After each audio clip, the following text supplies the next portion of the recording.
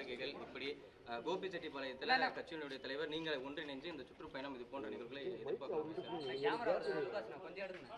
விரைவில் அவரோடு கலந்து பேசி என்னென்ன முடிவுகளை மேற்கொள்ளலாம் என்பது கலந்து பேசி முடிவுகள் மேற்கொள்ளப்படும். இன்று மக்கள் இருக்கின்ற மனநிலை ஒரு புதிய இயக்கம் தமிழகத்திலே ஆள வேண்டும் என்ற நோக்கம் இருக்கிறது. அது இன்றைக்கு மக்களால் நேசிக்கப்படுகிற எல்லோரும்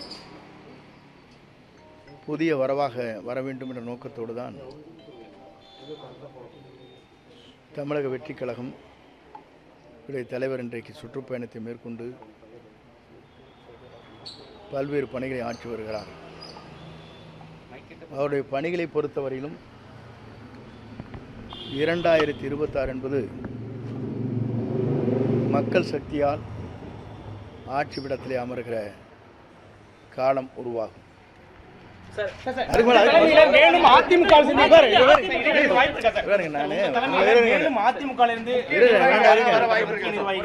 சொன்னோம்னா பிரச்சனை வரும்.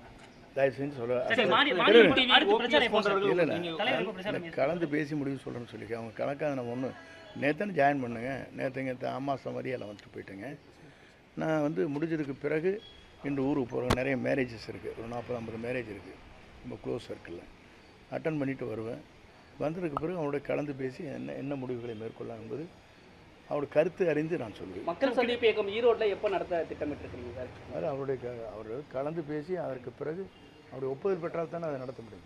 கட்சியினுடைய கட்டமைப்பை வலுப்படுத்த உங்களுடைய திட்டமிடல் என்ன இருக்கும், என்ன ஆலோசனை சொல்லியிருக்கீங்க சார்? ஏன்னா தலைமை ஒருங்கிணைப்பாளர் நீங்கள் தான் இருக்கிறீங்க. மிக முக்கியமாக பொதுவாக எப்படி நான் இது வரைக்கும் செயல்பட்டிருக்கேன்னு உங்களுக்கு தெரியும். எந்த முறையில் எந்த நிலையில் நின்று நான் பாடுபடும் என்பது நீங்கள் அறிவீர்கள்.